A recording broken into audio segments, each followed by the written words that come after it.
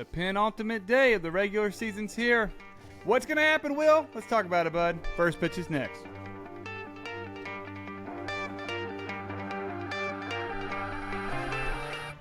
What's going on, guys? Welcome to episode 50 of Bringing the Heat. My name's Cody Pyatt, and with me, as always, the four-seam fastball of co-host, Will Sism, buddy. The reigning, defending, champion of all fantasy leagues we're in together, Will Sism. What's going on, dude? It's good to be here. Can you believe this is our half of a 100 episode, number 50? It's pretty wild. What about that? That is so cool. So I'm excited. It's going to be a good one. We're almost to postseason. Yeah. We don't know the matchups, and we're going to talk about it. Yeah. We thought, we were talking about it before we hit record. We really thought we'd have more previews for you guys, and we're going to talk standings here in a little bit, but it's kind of going to just be touch and go because there is so much still up in the air. I mean, as we speak right now at a crispy 7:07 p.m. Central Time on Saturday, Houston's game hasn't started. We still have the Rangers and Seattle going at it, game 3 of 4. Oh, my gosh, that series is nuts. So, Will, how about we start off with talking about what we do know? Yeah. Let's hit the East real quick. And where do we stand? Obviously, this is going to be different. We're not going to talk about any teams that aren't involved. La, la, la, la, la. So, you got Baltimore. They're 160. Made my Red Sox look, for lack of a better word, flaccid once again. I mean, in the middle of a 4-17 run in Boston. 160. They're going to be your number one seed in the American League. Tampa Bay is 98-63. They're going to be the top wild card. We know the 3 seed. This is what we know. Minnesota Twins, 86-74. And that is about it. Now we have some combination of Toronto, Texas, Houston, and Seattle getting in. As we look at the wild card standings, currently Toronto is up by half a game over Houston. Toronto's 89-72. They lost today. Their magic number is 1. So if Seattle loses tonight to Texas, who again is playing right now, they will be in. Houston is 88-72. They are in the 3 spot. If they win tonight, they will be in. So it is absolutely gnarly. They still need to win. Seattle, if they lose and Houston loses, tomorrow gets more interesting because Seattle holds the tiebreaker. Dude, American League, how are you feeling? Did you understand any of that? Was that like the worst pitch ever? No, I'm with you. Here's the thing. We know this. Either Toronto, Seattle, Texas, Houston, one of those teams is going to get left out. Yep. 3 of those 4 teams are going to be in. As of this second, Texas is in okay shape. Toronto's in okay shape. Houston's in okay shape. Seattle's on the outside looking in. Yeah. But they're playing the Rangers. Yeah. And they hold the tiebreaker to Houston, which is really interesting. Yep. So, here's the thing. Seattle, in my opinion, Seattle needs to win, obviously, tonight, and I think they also need to win tomorrow. Yep. If they do that, they're pretty much in. Correct. Right? Yeah. If Seattle wins tonight and tomorrow, Seattle should be in.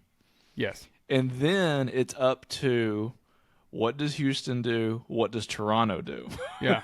Yeah. And so it's going to be very interesting. It's going to come down to, probably the last day. But I just want to say this. Congratulations to the Baltimore Orioles. You know what? They're a worthy American League East champ. They're a worthy number 1 seed. To be honest with you, I think that they're getting majorly disrespected just because I just feel like whenever I watch, whatever it is, ESPN, MLB Network, whatever, yeah, I feel like it's almost like the experts, quote unquote, are just trying to make any kind of reason, excuse, whatever you want to say, to not pick the Orioles. Yeah. Even though they've been the best team other than maybe Tampa all year. And so I think the Orioles are going to be such a tough out in the American League. And congratulations to them. Congratulations to Tampa. they're technically the second best team in the American League, but they're going to be the 4 seed. But congratulations to both of those teams. Also, congrats to Minnesota, division champs, even though it was could have said it in May, but yeah, exciting. Right. Even though it's not the strongest of divisions, they were the best of the bunch. And you know what? Just get in, and if somehow, some way they get hot, they got a shot. So I tell you what, though, the West is going to be fun this last day and a half. Dude, listen, I can't not watch, okay? The game started at like 9 o'clock last night. I watched the whole thing. Went to bed at midnight. That's way past my bedtime. For anybody who knows me at all, I can vouch for that, yes. That's about 4 hours north of when I usually go to sleep. I can't now. I had a dual screen up. I got my Texas game. I got my Houston game. Dude, can we talk about Houston for a second? Last time we were going to talk about the National League in a moment, but they're playing Arizona right now. Yep. A team that also needs to win. Their magic number is also 1. Yep. Dude, going up against Zach Gallen. Is that tonight? That was last night. Last night, okay. And it was Urquidy, who was an emergency starter, Jose Urquidy, because JP France had some kind of emergency off the field. So, obviously, we hope everything's okay in that situation. Nothing's come out. We don't know what's going on. Urquidy steps up, 6 shutout innings against Zach Gallen and the Diamondbacks. And there was pressure on the backs, man. I think main man Corbin Carroll got on twice. Yeah. I know for a fact he stole 3 bases. He was just wreaking havoc. They could not. They could impenetrable, man. They really did a great job. Houston just kind of stepped up when they had to. And right now with how Texas is slipping a little bit, if Houston can win tonight, it's going to be real interesting tomorrow because on the Texas-Seattle front, John Gray went down with a forearm issue, 15-day IL. So he's out until divisional round if they make it, or maybe ALCS will. I'm not sure on the math of the days there. It depends on when they go retroactive back to. They don't know who they have starting on Sunday in Texas, the series finale, which could absolutely be nuts. I mean, just a winner take all. We could have 3 teams tied the same record. And can we just talk about just for a second how just Jekyll and Hyde the Rangers are? Yes, they look. It's unbelievable. It's pretty wild. Think about over the past month of the season how much of a roller coaster Texas has been. Yeah. I mean, they were for, I don't know, 80% of the season. It looked like they were kind of cruising to the AL West crown. Yeah. And then they just go on that crazy losing streak. We think that their whole season is just wiped away right in front of our very eyes. Then they find it again. Mm-hmm. Max Scherzer gets hurt. You know, they deal with some injuries. We think their bullpen's worn out, but then they figure it out. But now it's like they're turning back into that team that was just a sinking ship a few weeks ago. So, yeah, I don't know what to make of the Rangers. Yeah, it's unbelievable. It's wild. Right now we got Jonah Heim up, 0-2 count, bases loaded.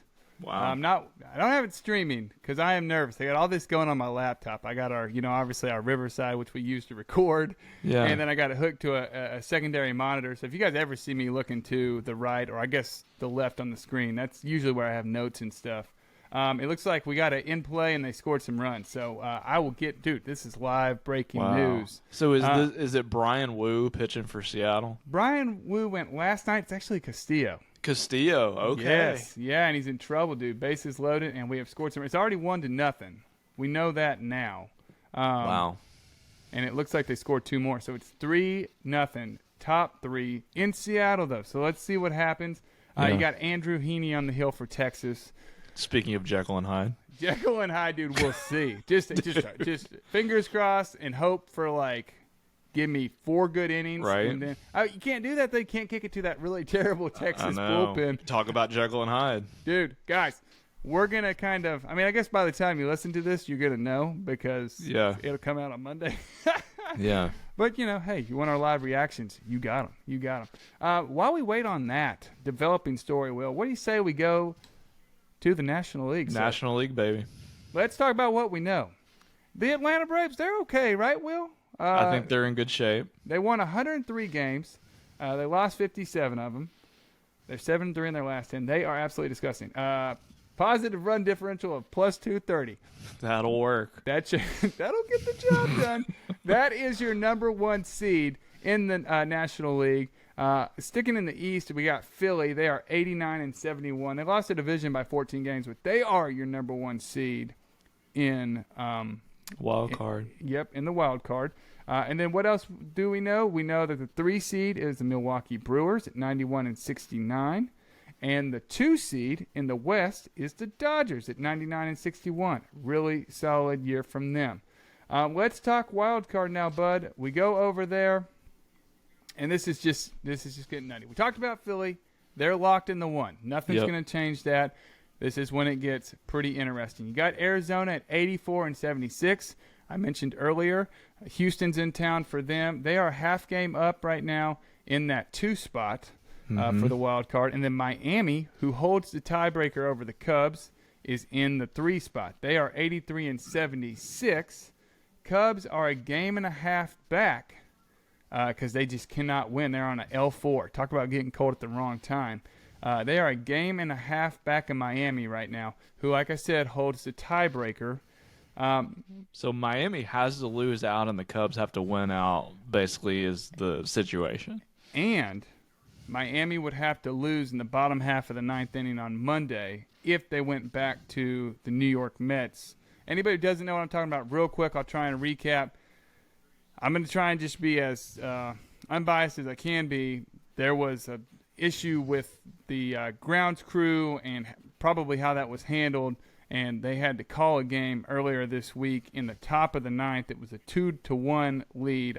Miami had just taken the lead after being down 1-0 all game to the Mets.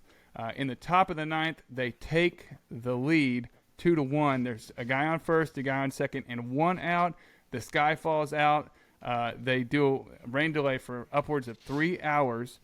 Finally postpone the game. Say if it matters and if you need to come back, you'll have to come back on Monday, which nobody in Miami wants to do because that is their travel day. That's their travel day in which they would go to play Milwaukee as the 6th seed. So they don't want to have to do that. They want to have to win. They got the matchup for it. They're playing Pittsburgh, and the Cubs have better figure it out because I'm pretty sure if the Cubs lose tonight, it's just not going to matter. If I'm doing math in my head correctly. If the Cubs lose tonight, then they'll only have 1 game to make up. So are the Reds out of it? Reds are a game and a half back. I guess they're not technically. Let's see here. Where's the elimination number? That's like my favorite thing. Let's see if I can pull it up on the regular standings. Here we go. It looks like it doesn't say they're eliminated, but you don't really hear. So I did see, though, speaking of the Reds, to where they were down 5-0 in the second already to the Cardinals. So that's not a great start to the night. And it is now. It is now 10-0. Yeah, so it's not looking good for Cincinnati. They have scored a touchdown and kicked a field goal. Yeah. Cardinals are getting their payback because the Reds got them 19-2 yesterday. So Adam Wainwright was taking some at-bats at DH. It was pretty interesting. So I did see where,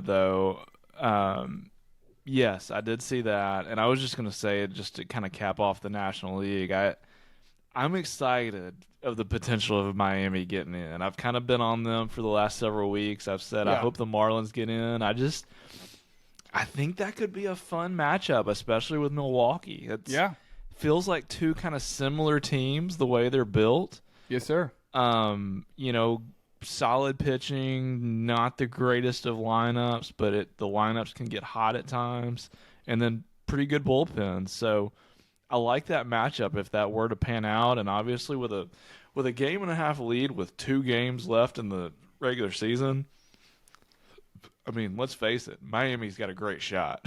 So it's looking like they're either going to, and they could even be the 2 seed, right, if Arizona loses a game or 2 more to Houston. I do think, just looking at the schedule, guys, that does appear to be the case. If they win out, let's see. Let me get back to my wild card here.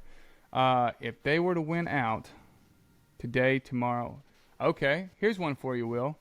What if they had to, because I believe you are correct, what if they had to go and finish that game on Monday, not to make the playoffs? Yeah, but to get a higher seed over Arizona. But to get, so essentially you're saying, like, do I want to go play Philly? Or do I want to go play the Brewers? I'd rather play the Brewers. I think I would rather play the Brewers. This could be a really interesting in a year where they said we're going to eliminate the 163, day 163, game 163. We could have baseball on Monday, game 163, in a sense, finishing off one of these games, and it's going to be interesting. And I said it before we got on here. They'll be able to throw whoever they want. I mean, they don't. Fascinating. It is absolutely. It's like one of those things. It's kind of like the Angel Hernandez throwing out Harper thing. Like, you know, that was awful, but the kid got the helmet. Like how the grounds crew and how this all came to be. The biggest issue with it, touching on it real quick, guys, is looking at, and no one can predict the weather 100% of the time. Okay, people get paid to do it for sure, but are they right all the time? Absolutely not. They could have pushed the games up in the day where there was no rain. It wasn't like off and on showering. So that was Skip Schumacher's biggest issue with the whole scenario. And I think it just, that and the fact that earlier in the week they didn't tarp the field soon enough, so the field was too wet to play, and essentially they postponed the game and it didn't rain because the field was too wet. So then they did a doubleheader. It's hard to sweep a doubleheader. It's easier to win 2 games in 2 days than win 2 games in 1 day. I don't think I'm, cracking any eggs there. Is that a saying? That's not a saying, is it, Will? I don't know. That's a good one. I've never heard it before. Well, I tell you what. We're going to make it a saying if it's not one, okay? I tell you what, though. Hopefully it doesn't come to that. I mean, let's face it. I mean, Miami, basically, if they win tonight, they're in. Yep. And I guess, we'll see, obviously, what happens with Arizona-Houston, if that makes any difference as far as the second wild card or the third wild card, and just to see if that ends up being an issue or not. Yeah. But, I mean, it would have to be a mini collapse at this point if Miami doesn't get in. So yes, sir. Hopefully it doesn't even come to having to finish out that game, and we'll obviously just have to kind of see how it plays out. But all in all, I am really happy that Miami gets in, if indeed they do, because I think it's going to be kind of a fun team to see in the postseason. It seems like kind of fresh blood, so to speak, that's going to get in if they end up doing it. This is true. And then what about Jake Berger? And for whatever reason, Josh Bell couldn't hit in Cleveland, but he has. I mean, they have revitalized that offense, so that's pretty cool, man. Yeah. Real quick, mid-third, 4-0 Texas, and it would appear that Castillo is out of the game. So wow, they actually that's pulled big. him. They went to Matt Brash, who is a late inning guy for them. So that speaks to the urgency here. And man, oh man, it's gonna be very interesting to watch this play out. You know what's gonna be interesting to me, Will? I want to know your last heat check player of the week, buddy. Let's hear that sizzle one more time in the regular season. Yeah, so I'm going out to Colorado. It's been not gonna lie, it's been a pretty miserable season for any Rockies fans out there. Just brutal. I mean, felt like from kind of the first month of the season, it's like, man, this team just doesn't have much of a prayer, So, nope. But we're gonna end with a little glimmer of hope. My heat check player of the week is Nolan Jones, who actually looks like he, in my opinion, could be kind of a sleeper going into next year. Keep in mind this guy's going to play half of his games in Colorado, which is always a huge bonus. And for whatever reason this year, though, it was almost like they just didn't give him like full reins in the starting lineup, because he had a hot stretch earlier in the summer, and then it was like they kind of set him some against lefties still and whatnot. But man, Colorado, let this guy play. Let him eat. He might be your best player. Just let him play. Yep. And for this week, though, the reason why he's my Heat Check Player of the Week, he's gone 10 for 23, so high 400 batting average, 2 home runs, 7 RBIs, and he actually stole 2 bases. He's got sneaky speed. And so, again, I think this guy could be a sleeper going into 2024. Hopefully the Rockies get a few more pieces around him and to kind of build around. And, yeah, Nolan Jones, congratulations. Final 2023 Heat Check Player of the Week for me. I love it so much. You know, good for you going out there, picking a guy. How many times, honestly, have we talked about the Rockies this year? Not very much. Maybe once. Chris Bryant went down. Bah. Yeah, it's just good for you, dude. And when the fan ran on the field to see Acuna, that was in Coors Field. So that is true. We've talked Rockies twice this year. That's Rockies adjacent. It did happen. That's right place, right time for the Rockies and getting talked about on this show. Yep. Good call, dude. Yeah, he is. He was good last year. He came up for a little bit and was kind of like the hot pickup off of waivers, and then just did it again this year. He's been really, really solid. Yeah.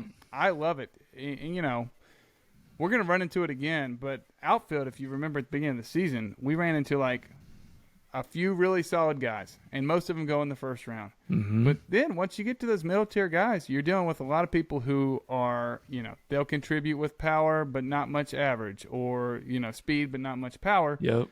This dude is pretty nasty, and he seems to kind of have all the tools fantasy-wise. And so I agree. Yeah, young pup, and he could do some stuff, man. I love that pick. Highlight his name on your 2024 draft boards. That's what I'm saying.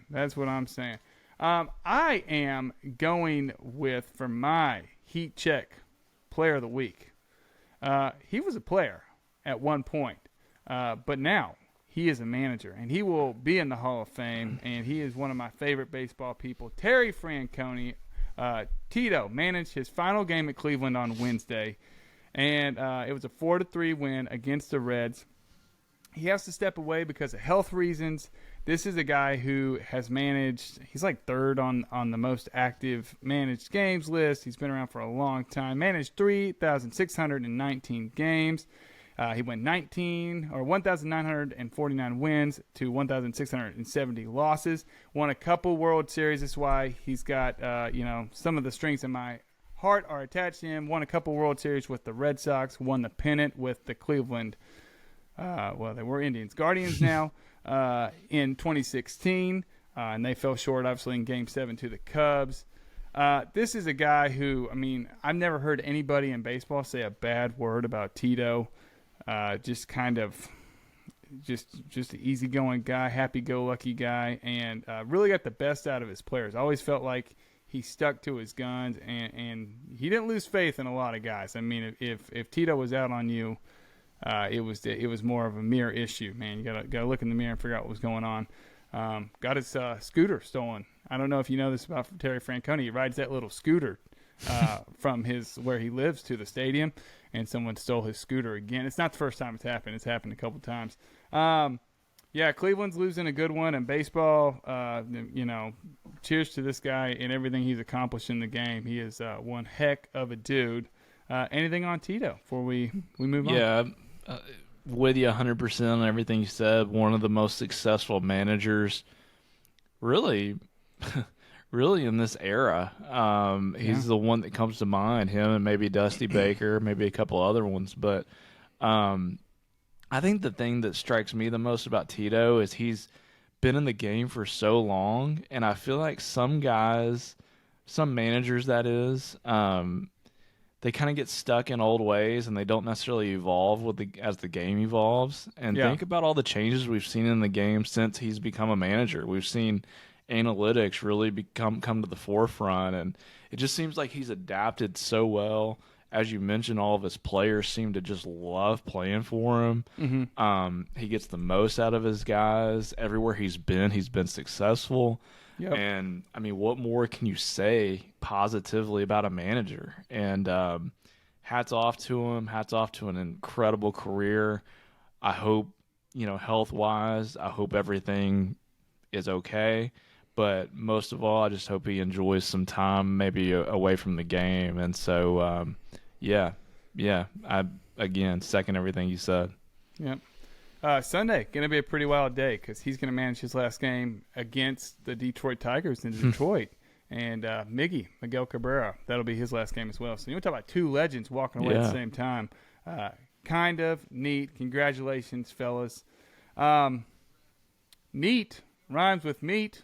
And what do you put meat on, Will? You put it on the grill, buddy. That's it. That's it, man. Let's head to the grill. What's on the grill with Will? Let's talk about it. Acuna joins/creates the 700 stolen bases, Will. That's insane. The 40-70 club, guys. Let me just scratch that and start it over. He joined the 40-70 club. He created it. On Wednesday night, he set a record that's never been done before, with stealing his 70th base in concurrency, same season, 40 home runs. This dude is absolutely electric. Fantasy 1-1. I don't have anything else to say about it other than, like, what do you do with this guy? I mean, is he just, like, the best player in baseball right now?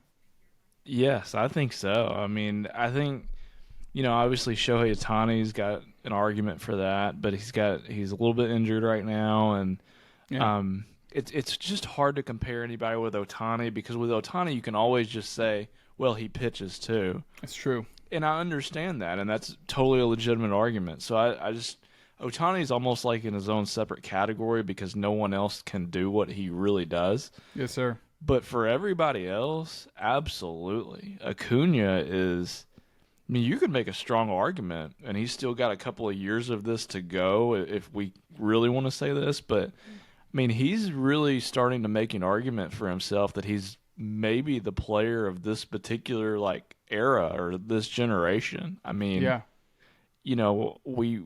I think Mike Trout obviously comes to mind because he did it for, a pretty long, better part of a decade. Mike Trout was considered the best player in baseball, I would say, by most people. For sure. And I would say, though, that if Acuna keeps doing this for the next several years or anywhere close to this, I think you could absolutely start to make the argument that he is the player of this kind of generation. And let's keep in mind, he's only starting his prime. He's very young.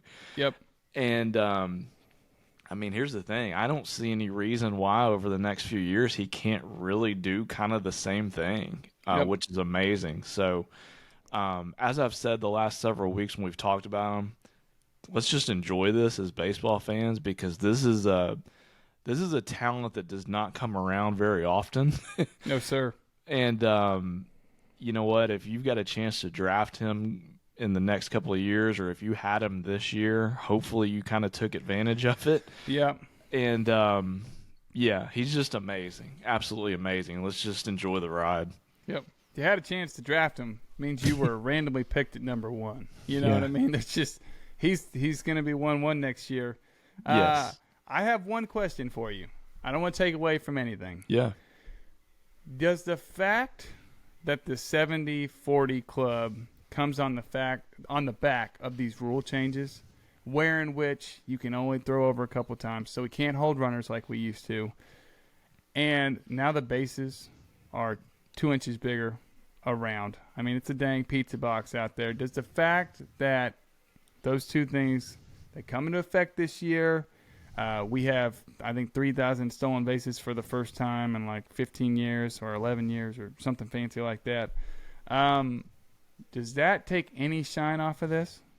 I don't think so. I mean, because, when you go back in the day when Ricky Henderson stole however many bases he did it in the old, the old set of rules. So, I mean, I guess what I'll say is, if Ronald Acuna is fully healthy and you go back to the old rules and the old bases, I think he could still potentially do this. Yeah. I think maybe the pickoff thing, I think that maybe makes a little bit more difference than maybe the size of the bases. But I think all in all, yes, I think some people may always just kind of bring that up, moving forward just as kind of an asterisk kind of thing. But man, everybody's playing the same rules, in Major League Baseball now. He's leading the league in stolen bases. He's hit 40 home runs. Yeah. I mean, there's not too many holes we can poke in this guy. That's it. No, I like what you said about how everybody, he doesn't make the rules. He didn't come in and say, this is what we're going to do. Yeah, I love that. I think that's a great point. I will say, and I'm not going to say anybody's name, but somebody pretty high up in the sports world was talking about how it didn't make any difference whatsoever because it doesn't change the distance between the bases. Correct. Well, it does. I mean, the bases are bigger. That's 4 inches. So, yeah. It technically, it absolutely does. And I mean, how many bang bang plays do you have? That just cracked me up because his co-host was like, "Yeah, it does."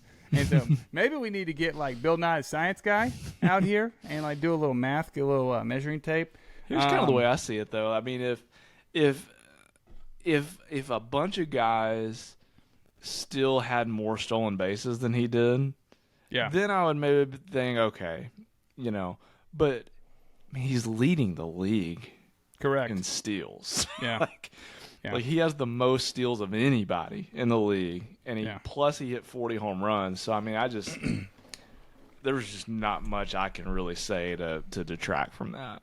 Yeah. Real quick, and I mean, this isn't even on the sheet, but can we actually give claps? And people are going to be a hard time about this. Manfred and all these rules and all these changes. I think they've worked out perfectly. They really have. How nervous were we walking into this season? Like, I don't know. Not going to like it. Sorry to cut you off. I was very excited about it. I remember doing our show the first week or two of the season, and we really talked about it. And I was like, you know what? I think all this stuff is going to be great because it just feels like more athleticism is being showed off in the game now. I just really, really liked it, and most of all, I liked the pace of play. Yeah. To where games didn't seem like they were taking forever, and I think that's really important in today's day and age. I know that the NFL is big on that, and anything that the NFL does, if you can copy it in other leagues, you probably should because the NFL knows what they're doing when it comes to that kind of stuff. But I'm with you. Manfred, and I don't want to just say it was just Manfred, but I'm sure there was a lot of people behind the rules scenes. Committee, whoever came up with all this fun stuff. It has turned out, I think it's been a home run. Yep, it really has. It really has. Hey, pun. That's pretty good there, Will. Yep. Let's move on. We got a little bit of drama that happened in baseball. A few things have went down. And then, they're not altogether super pertinent, but when it happened, I was like, I got to talk to Will about it. So here we go. Josh Hader drama. This happened on Monday night. So again, earlier in the week, it was a tightly contested matchup between San Diego and San Francisco. And at this point, San Francisco had been eliminated, but San Diego had not. Padres were up 1-0. The Giants were threatening in the bottom of the 8th with the bases loaded. They had a left-handed batter up, the Giants did. It was Michael Conforto. And they opted not to go with Josh Hader, essentially because he didn't want to be used in a 4-out save. Obviously, that was the first question that was asked after Robert Suarez gave up an opposite way 2-run single, and the Giants got a 2-1 lead they would never relinquish. So after the game, Hader was asked about it, and I didn't really understand kind of what he said. So he said, it's the situation we're looking at. Are we in the playoff race? And I couldn't tell, like, watching and listening to it. Are you asking rhetorically? Because the answer is yes at that time. They were eliminated last night. This is the hottest team in September. San Diego is. I don't know. I think they've lost, like, twice. I know for a fact they had the best record in September. It was a very weird vibe. And then they asked Bob Melvin. He said, we talked to him about it, but that's just the way it happened tonight. So it seems like Hader kind of pushed back on going in the 8th inning. Even after last year in the playoffs, I think he had a couple 6-out saves. Is this weird? I mean, does this happen if he's locked up the long-term deal? Because he's a free agent this offseason. It is kind of interesting. I'm not going to lie. I don't know. This is just my 2 cents on it. I think this personifies the Padres perfectly. That's true. We've said all along that there's way too much elite top-end talent on this roster for them to have a season the way they've done. And something has to be amiss. Mm-hmm. And I just think that it's not everything, but it's something. I just feel like that this right here is a really good example of why the Padres have missed the playoffs and why you're looking at teams like, the Cubs who have stayed in there all year. The Cubs don't have anywhere close, with all due respect to everybody on the Cubs roster, they don't have anywhere close to the top-end talent on that roster that the Padres do. Mm-hmm. And the Padres, let's not lose sight, they've got the NL Cy Young winner on their team, Blake Snell. Yeah. And so I just think that this is just a great example of why the Padres have had basically a lost season. Just something's not right within the clubhouse. I don't know. I can't put my finger on it, but just all of several of these examples that have kind of popped up throughout the year. I feel like we kind of get just a little bit of a peek behind the curtain on these kind of things. And I think it tells you something. And because here's the thing. I think that I'll say it this way. I think that there would have been a lot of closers for their respective teams that if they were in that exact situation and the manager calls the bullpen phone and says, get my closer up in the 8th because we really need him to get this out, put this fire out, I think most every closer in baseball would have took the ball and done whatever they could to get through that inning and keep their team in the lead. That's just my opinion. Yes, sir. And so, like I said, I think this just sums up the Padres season. Juan Soto, please get out of there. I want to see you on a different franchise next year. Dude, I mean, we're going to talk about it in the offseason, but I was just about to bring up Soto because he had comments like a couple months ago, or maybe it was a month ago. It seems recent, but honestly, time at this point, who actually knows when it happened? But he was talking about how this team quit, like during games. Yeah. Not what you would think you would see in a clubhouse full of guys like Manny Machado, Xander Bogaerts, and then obviously Bob Melvin driving the whole thing. It's pretty wild. Soto. Speaking of Soto, real quick, I saw one post that said he was heading out east. He wanted to go to the east. I texted Will. I said, Boston's in the east. And then like 2 days later, I saw something that said the Padres are going to offer him a very substantial contract, and it looks likely that he'll stay. So translation. I'll believe that when I see it. We don't have any idea. We don't have any idea. And I would be surprised if Hader's back. I mean, right? That would be weird. I think Juan Soto, it's going to be really interesting. I think the Padres will want Juan Soto back. Yeah. I don't know if Juan Soto necessarily wants to stay with the Padres anymore after some of this stuff has transpired. Because, I could be totally wrong.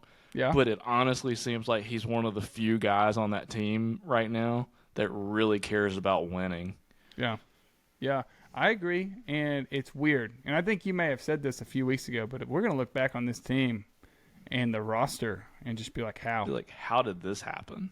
Correct. Because names, I mean, obviously, you take away the season stats, it's going to get even more glaring because these names are awesome. And, you attach the stats, and you're like, whoa. Yu Darvish had a 5 ERA. That's not Yu Darvish, but it's pretty wild. A little drama in Seattle moving on here, Will. Final game of the 3-game set between Houston and Seattle. Benches cleared after Hector Neris taunted Julio Rodriguez following a strikeout. Did you see this real quick? I did not see it, but I saw the headline. I just didn't. I haven't seen the video of it. It was gnarly. I mean, he was – okay, so he strikes him out. Julio's walking toward his dugout, head down, doesn't even see him. Yeah. And I look up, Neris is like halfway, just walking directly towards J-Rod. He's probably halfway to him. He's saying something. Dude, freaking wild. The funniest thing to me, though, bench is clear. By the time the bench is clear, Neris has retreated all the way back into the dugout. So, pretty tough look for him. What I read after the game was, he was upset because of a pimp job last year from Julio, or it may have been earlier this year, actually. Players have long memories with stuff like that. How do you feel? Initial thoughts? You know what? I'm okay with it. I mean, keep in mind this series right here is pretty much for all the marbles for both teams. So I mean, it's already feels like to all the players like it's a playoff game, and Yes, so sir. tensions are as high as they can be. Everybody's on edge.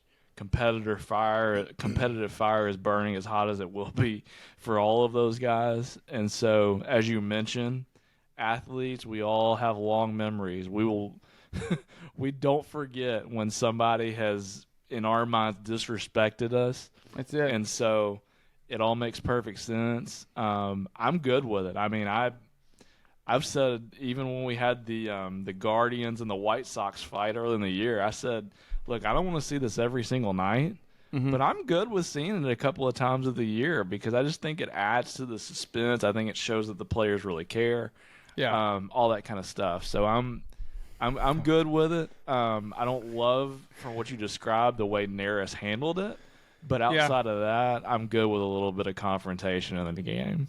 Yeah. TA catching strays, man. Oh, Yep. just right in the face. Very interesting. Okay, last thing, and then, last thing on the grill here, Will. Gabe Kapler, done in San Francisco. Yep. The Giants fired him after, he's 2 years removed from a 107-55 season, Yep. where in which they won the division by a game over the Dodgers. The 3 games ago, left in the series, I always am kind of puzzled when stuff like this happens. I don't really understand it because this has been the guy with the team. Unless there's a disconnect there, let him finish working for the weekend. Seems kind of odd. The San Francisco 78 and 81, they were in the playoff hunt. They're kind of not anymore. Let's see here. Took over in 2020, and then of course 2021 had that great season. They went 81 and 81 last year. I don't know. I like Gabe. He had a cup of coffee in Philly before he went to San Francisco. What are your thoughts on this? Yeah, I'm with you. The timing feels really odd to me. Even though I'm assuming that that's maybe the day or two after they completely fell out of the playoff, race, and Yeah. they just went ahead and made a move. But the timing seems a little weird. I don't know. I'm always of the impression whenever things like this happen that people obviously that are making the decisions knows a lot more than obviously we know and more than what the media knows.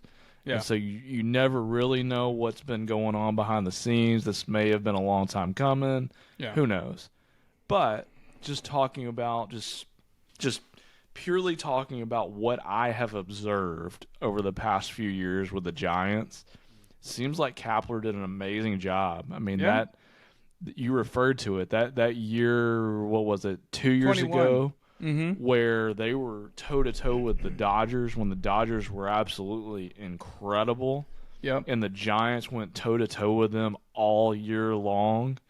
And this is just my opinion, but when you compared the Dodgers roster and the Giants roster, you're like, how are the Giants doing this? Correct. And same thing, really, I could say about this season. I've said, even when we were talking about the Giants this whole year, I'm like, man, this roster just doesn't stack up with some of these other ones, but they're still figuring out ways to win. Yeah. And so, in my opinion, that speaks very highly of the manager when you look at a roster on paper and you're like, man, how are these wins stacking up based on this roster? And so, I don't know. I would imagine Gabe Kapler will probably get another opportunity down the line. You would think for sure, right? But yeah, it just seems really odd. But again, who knows what was happening behind the scenes? So, yeah, good luck to Gabe Kapler. It definitely seems like a pretty high quality manager to me. Yeah, no doubt. I always feel like he did a great job facilitating the bullpen. Yes. I watched a little bit last year. I watched a lot in 21 just because that team. You're like, they were like the National League race is what they Yes. were. And he always seems to pull the right strings. And, man, I'm with you. I guarantee you he finds work somewhere else doing something. I think he's every bit of a young man, 48. 48. I would have guessed younger, Will. I don't know about you. All right. We're going to move on real quick here, Will. Let me hear it one last time for the regular season.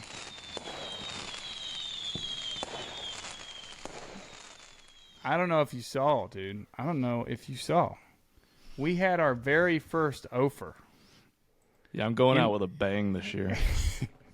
In the history of Roman Candle, Pick to Click Player of the Week.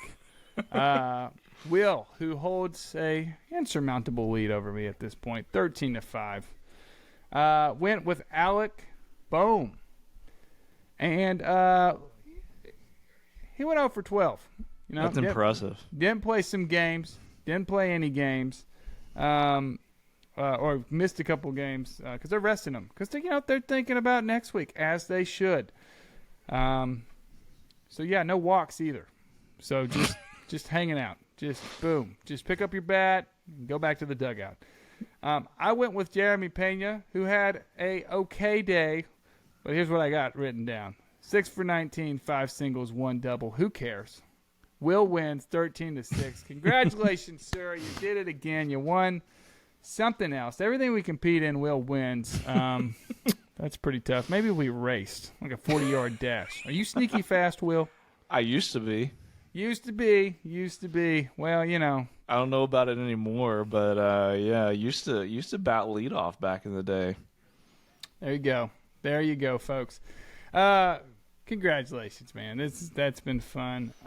Hey, real quick before we head on out of here, team, little score update, because I know Will's not looking at it, but I can't not look at it. We are in the middle of the 4th inning.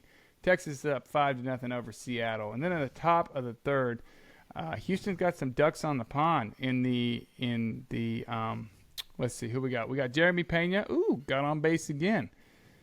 Yeah, I got a couple people on here. Dubon, Pena, 1 out. Oh, Altuve struck out. That's tough. 0-0. That's what I was trying to get to. So that game is tied. What other games are of importance? Chicago's up 8-6, so they keep their season alive with the win. Boston is tied at 0. Nobody cares, but that one is important to me.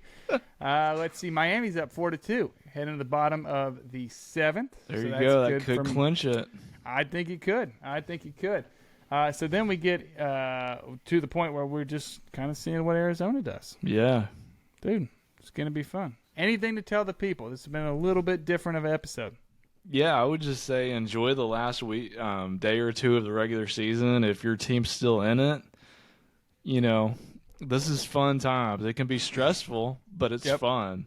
At least your team's still got an opportunity to get in the wild card at this point. But yeah, I'll just say it's been an awesome regular season. As you alluded to, the rule changes I feel like are right on point. I think the game's in a great spot with so much young talent, with these rules moving forward. And, man, these postseason matchups, however they shake out, it's going to be a lot of fun. And I know next week, I think the meat of our show is going to be full-on postseason previews for all the different series. By that point in time when we record, we'll know how the wild card series are shaking out, and we'll be able to tell you exactly how we see things moving forward, when the postseason in both the American and National Leagues. Yeah, I love that you bring that up, Will. Guys, just a little programming note. We are going to switch it up a little bit. We're not just going to pump these out on Monday because, fantasy season is over.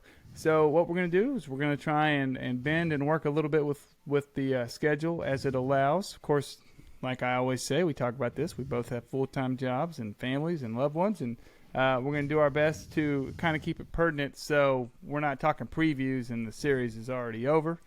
So be on the lookout for that. Be a little flexible with us. The episodes will come out on different days. We're looking at maybe Saturday or Sunday for this next one. I'm really excited, guys. We made it through a regular season. This is episode 50, Will, but this is regular season number 1. Yep. Done and dusted. Dude, isn't that cool? It is pretty awesome. It's been a lot of fun, and yeah, like I said, looking forward to postseason baseball and then diving into our offseason stuff. Offseason was awesome last year, and we're going to make it even better this year. Yep, we're going to try and improve, guys. That's the deal. thank you to anybody who's listened to this. It really, I mean, it means the world to us. And I mean, anybody who's just clicked on even one episode, 50 in, that's pretty spectacular. Just two guys talking to each other on a little Skype call thing here. I mean, that's kind of cool, and we really appreciate you guys. But until next time, thanks for listening to episode 50 of Bringing the Heat.